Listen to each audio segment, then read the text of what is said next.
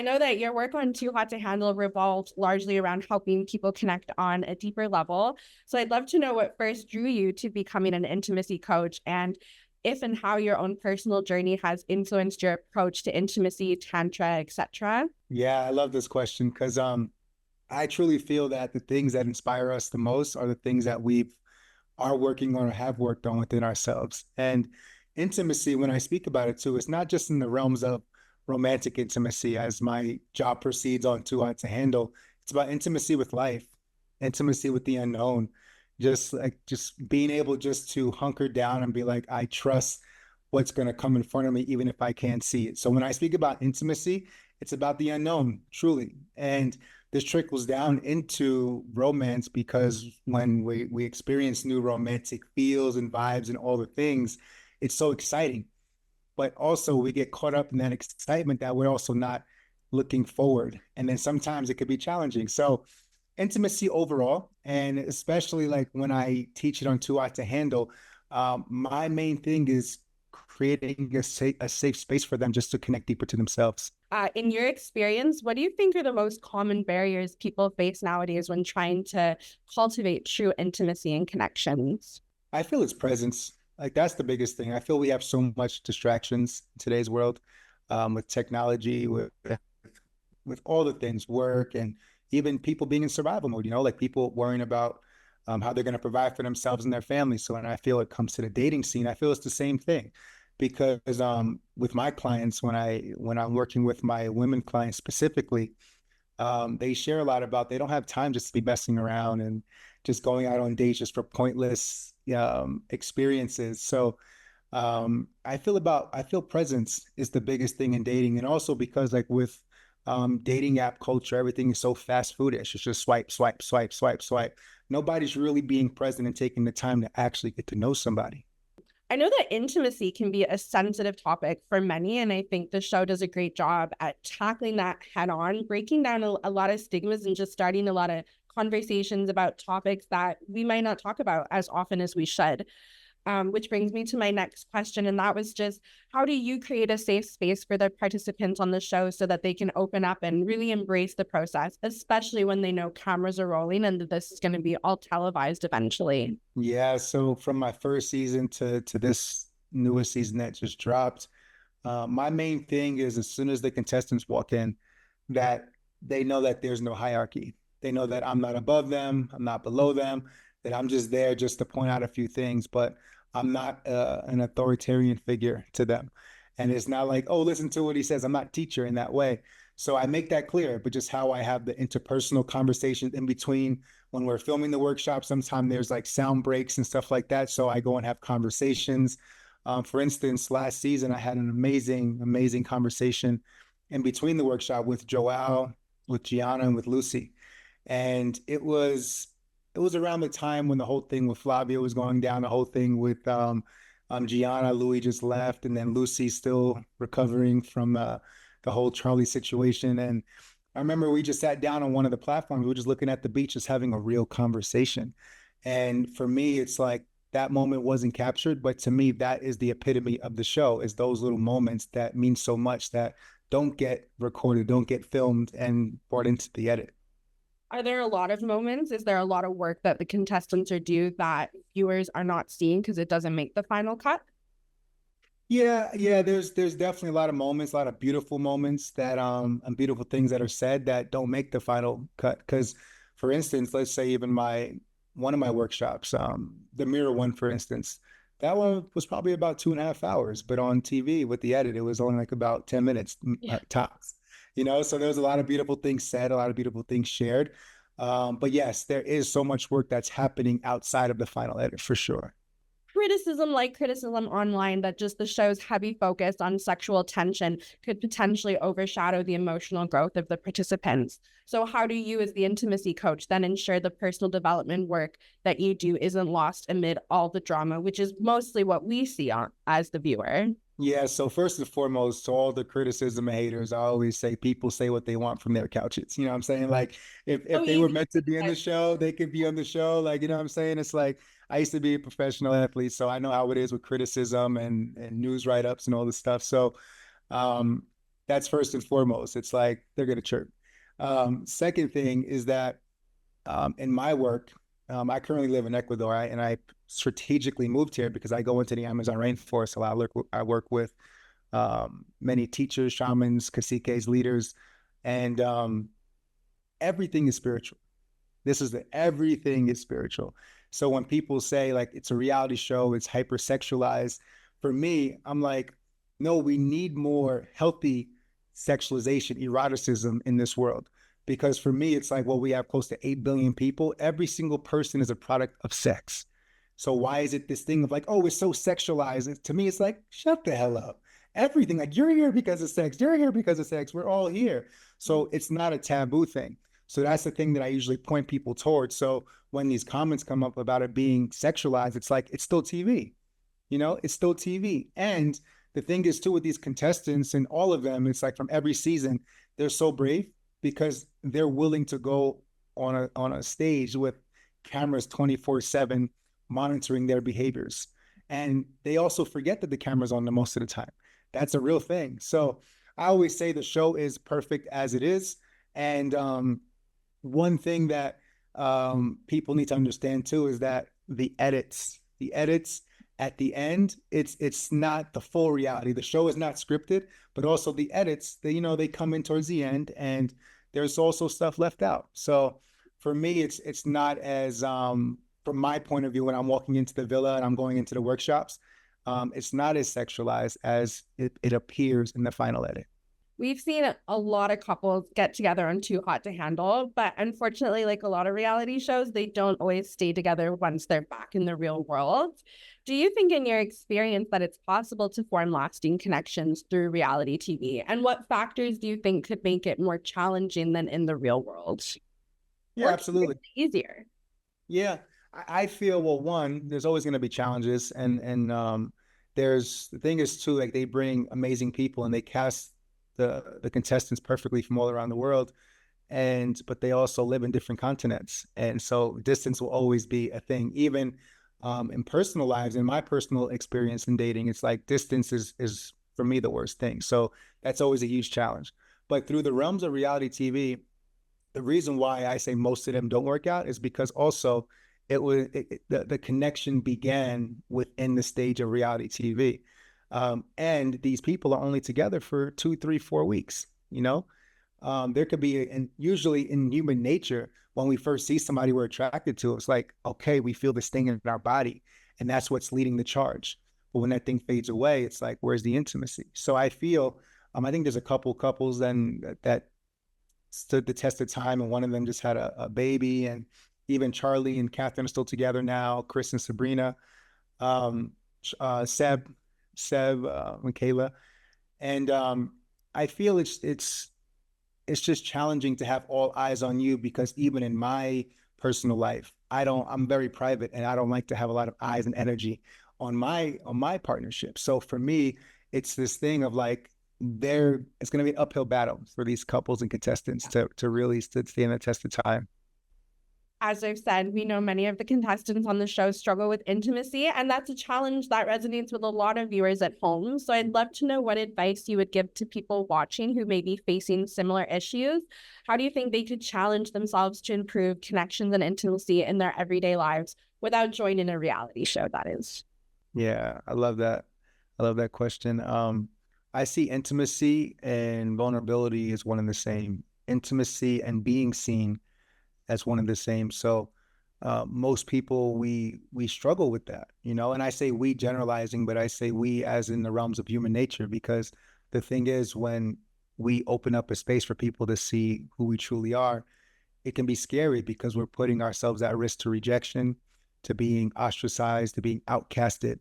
So this is why a lot of people don't share their emotions. They don't share what they're truly feeling. This is why people also sabotage beautiful opportunities. Like, they want to destroy it before it actually blossoms, just to protect themselves.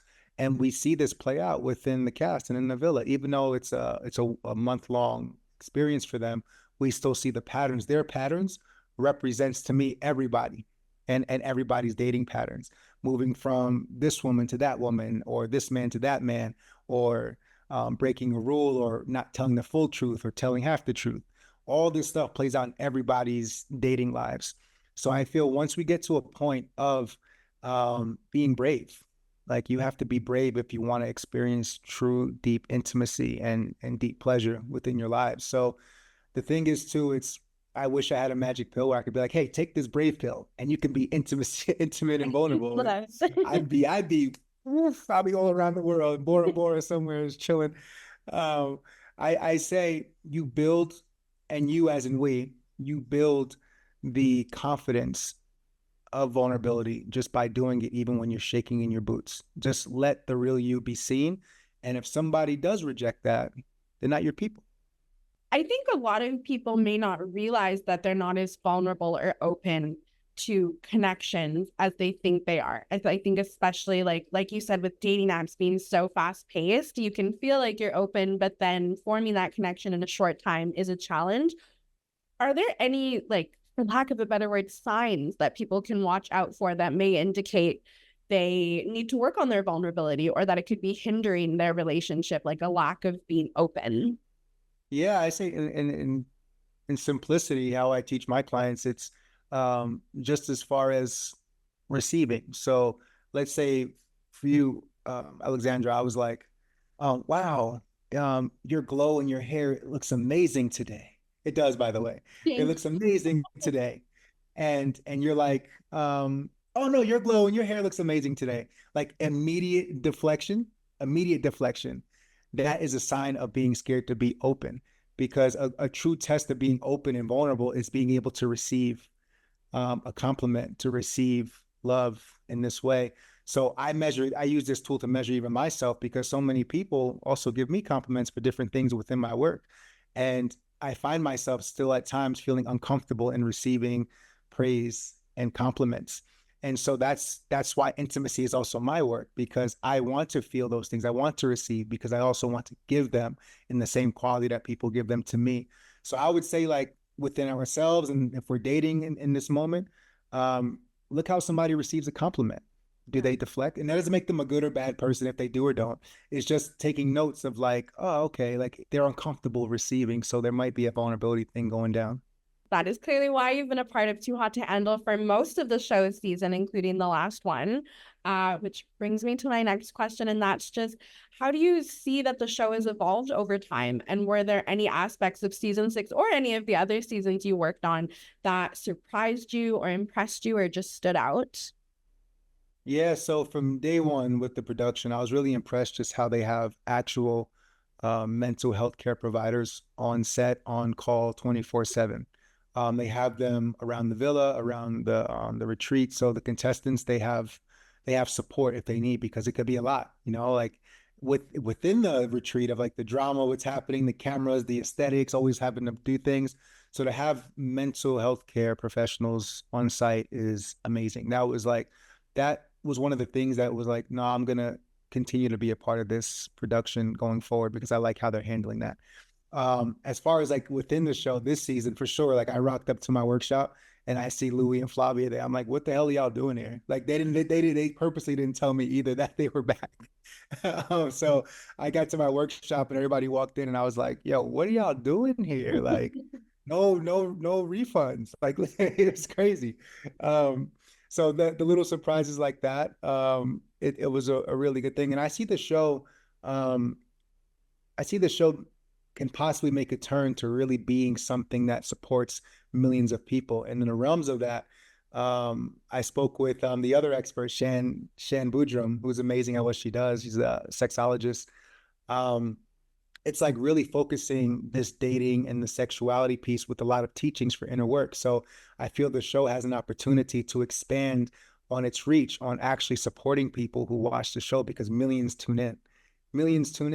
And if we start positioning it in a way where it's like, oh, like we're offering, dating advice, we're offering intimacy advice and so on, I see the show can really take over the reality TV industry just by that.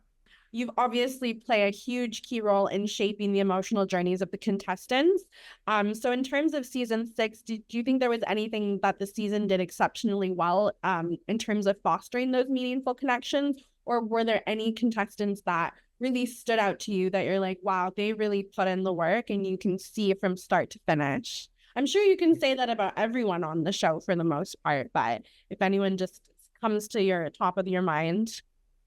Yeah, I say definitely Joel. Like from day one, like dude was I love that dude. He's just sappy, open, vulnerable, emotional, and he's a strong. He's like a boulder too, but he's also very like he's like a mossy boulder. That's how I like to I like to describe him.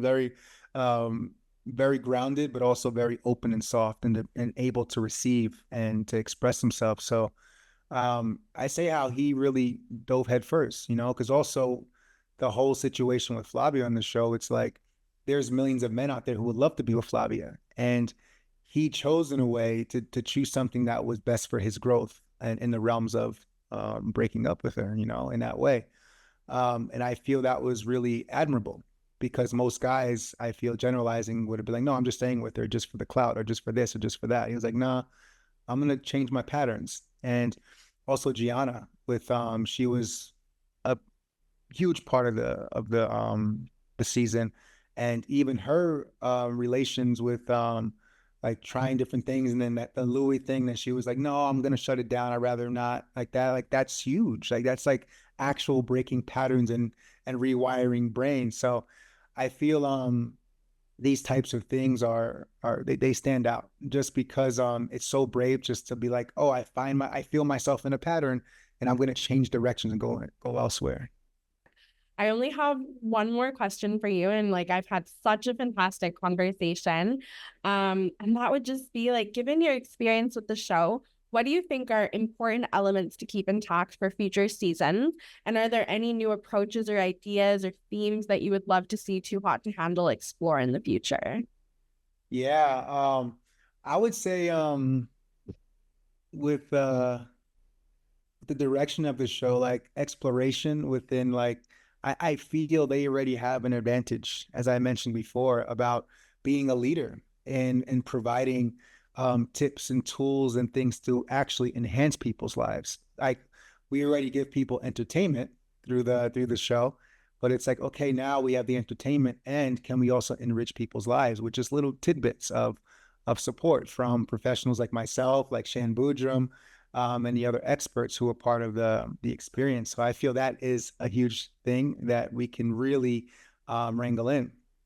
And as far as just anything, I feel it's perfect where it's at. Like with being on Turks and Caicos, the beautiful island, the production does an amazing job with. Like when I'm there, they're all workhorses. Like the people behind the scenes, like we just see the beautifulness of the villa, but the actual people who make the show run the production team and also the local on island team in Turks and Caicos. They have like locals who there who also support the cast and support the production. And I'm like, this whole beautiful, it's not even a machine, it's a beautiful garden. And I just see it growing and expanding and blooming in so many beautiful ways. Before we end, is there anything you'd like to ask me or anything else that you'd like to add and let the readers know? Yeah, I would just say, and this is the same thing that I share with the contestants. Always before the show comes out, like there's always several of them will reach out to me. And I always say, no matter what, like always do the best that you can to keep people around you who really see you in that vulnerability space. Because if you have people who can really see you and love you all the time, no matter what, this makes love and romance a lot easier because you have a way of knowing what unconditional love feels like. And I'm aware that many people don't experience that. However, if you don't, then that's your work right now to create a beautiful environment around you of people who genuinely care about you. Yeah. Do you think you need to love yourself first before you can let other people around you really embrace you with that love? Because I think that sometimes we hear that, but I totally get what you're saying about needing that support Yeah. that you can move through life gracefully with strong connections, romantically and otherwise. You know, Alexandra, I used to believe that like deeply in my own morality that I had to love myself first before I loved others. And then I realized that when I started loving others and then having people reciprocate that, that taught me how to love myself more. Like we need other people to be able to teach us how to love ourselves more. And even in my current partnership right now, it's the times, even for me, when I don't feel lovable within myself, I just don't feel it. She reminds me that I am lovable. So it's like I also love, I need external validation at times to be able to feel myself again. And not a lot, I'm not codependent on it, but just enough to nudge me back to my own self-love, to have a love that reflects self-love back to me. That's the thing that I find that most people get to have. And I say get to, not need to, but get to have in their lives, is people around you to remind you of what what love feels like. Absolutely. I love that. I think that's a great note to end on. Thank you so much. Was there anything else before we ended? No, that's about it. That's it. Right. Sounds good. All right. Thank you so much. Have a great day. Ciao. Bye.